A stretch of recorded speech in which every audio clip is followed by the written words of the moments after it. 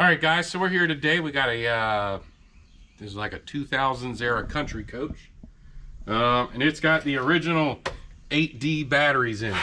These bad boys are massive, probably weigh 100 plus pounds a piece, and this coach is continuously dying. So we're going to convert this today to a standalone chassis battery, 2 chassis batteries, and we're going to put 4 6-volt golf cart batteries in here. We're going to redo all these connections. You can kind of see back here how nasty all these posts are. So we're going to clean up these cables, put some new ends on them, get rid of the battery lugs. Most of everything we're going to have now is going to be studs. You can actually hear the inverter struggling to try to charge these batteries. And I think one's actually boiling over. We'll take a look at them if we can real quick before Napa comes and picks them up.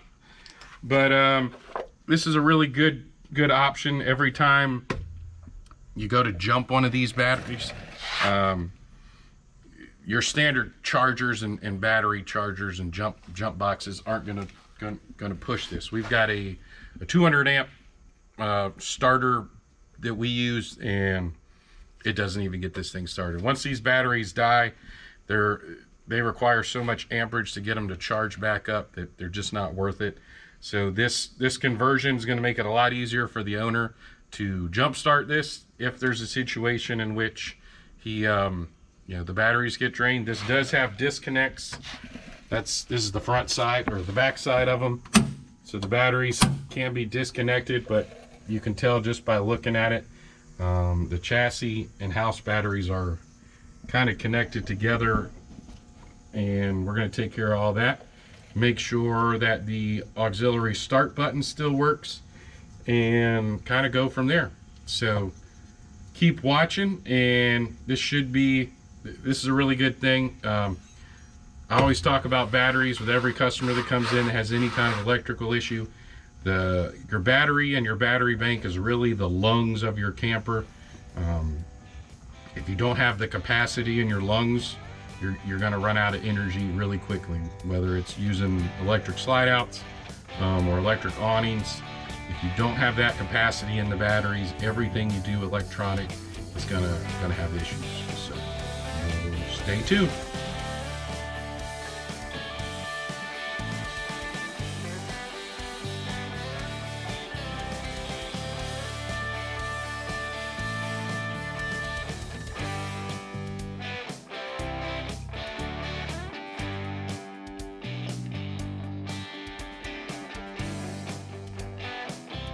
All right, so we got the batteries out, and the whole battery tray is rotting out of here. So of course we're gonna have to do something to fix this.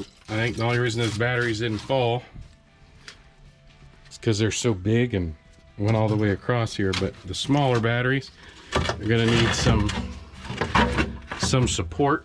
And all this is just gone. So we'll have to figure out this piece here can still handle some stuff, and we'll put some new angle iron across here to hold the new batteries.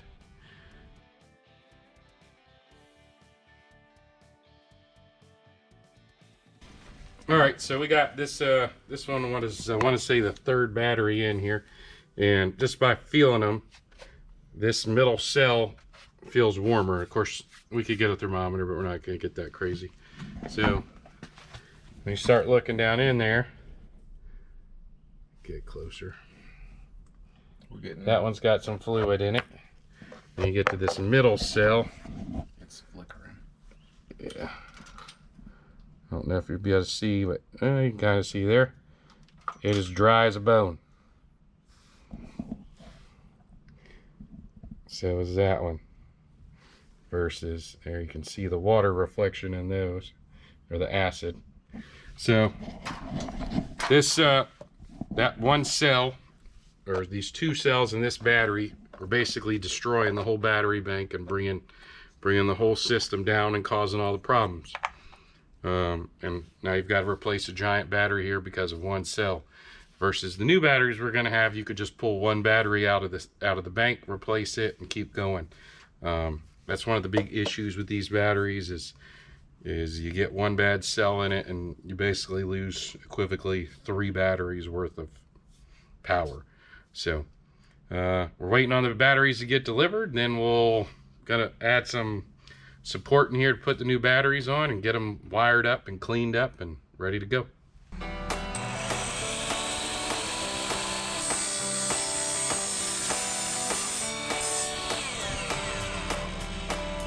We cut some aluminum bars here, and we're gonna mount these basically like this, where the batteries are gonna sit inside them. We've got to get 2 more cut. We're gonna have our 2 starting batteries here, 2 of the 6-volt, and the other 2 6-volt right here. We left this kind of connected to simplify. We've got our positive terminal for the starting battery and our negative. We got the batteries in. Took Napa a little while to get them to us. They had to load them up with a forklift. So we're gonna start getting these put in here and get this thing ready to go.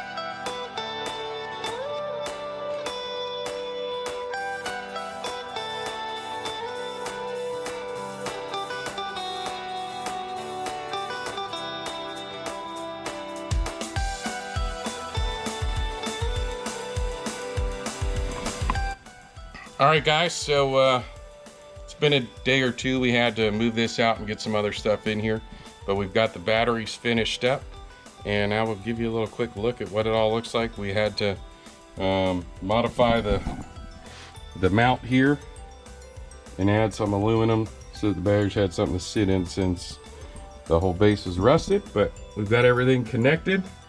Everything was cleaned off. All the connections were scrubbed down back to the copper, and we've sprayed everything with an anti-corrosion spray, and that's it. So if the owner decides he wants to add more, I think we can adjust this a little bit, get 2 more 6-volt batteries in here to make his bank a little bit bigger. These 2 will be plenty. That's 2 31 series truck starting batteries. Has no issues. Still has all the use of his auxiliary start, and is good to go. So if you guys got any questions, or you've got a coach that has some kind of electrical issue, or the batteries are really old and you need to upgrade, check it out, give us a call, and follow along. Thanks.